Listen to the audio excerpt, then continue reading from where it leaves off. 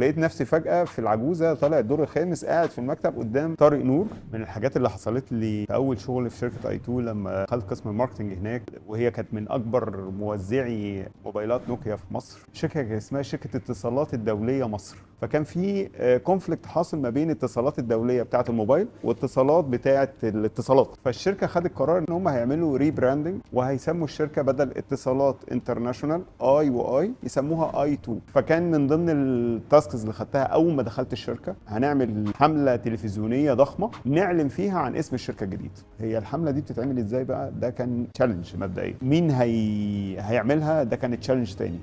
مكوناتها ايه؟ ده كان تشالنج تاني. كان من ضمن الحاجات ان احنا نعمل بيتش. ولما رحت لطارق نور انا كنت ببعت انا الايميلات وبتصل بيهم، فبقول لهم احنا شركه كذا كذا وعايز اقعد مع مستر طارق نور. ما فهموش هو مين ده اللي عايز يقعد مع مستر طارق نور ده. فالايميلات والتليفونات حددوا لي ميعاد مع مستر طارق نور. لقيت نفسي فجاه في العجوزه طالع الدور الخامس قاعد في المكتب قدام طارق نور.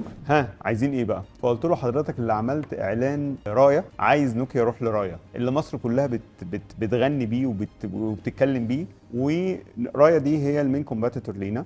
فهو ده التشالنج اللي احنا جايين لك تحله لنا. الحقيقه احنا ما توافقناش واشتغلنا مع بعض يعني، بس كانت جرأه وريسك كبير جدا ان انا اروح للي ماسك المين كومباتيتور لينا عشان اقول له التشالنج اللي عندنا اللي احنا ماسكينه اهو عايزين نحل التشالنج ده بالطريقه الفلانيه. وقدرنا نشتغل بعد كده مع ايجنتس ثانيه وقدروا يعملوا لنا قصاد عايز نوكيا يروح لرايه. عملنا احنا 1 2 نوكيا من اي 2، وكان من الكامبينز الكبيره جدا اللي انا فخور بيها جدا في تاريخي المهني، واتحركت بالماركت في مساحه مختلفه تماما من النجاح الحمد لله.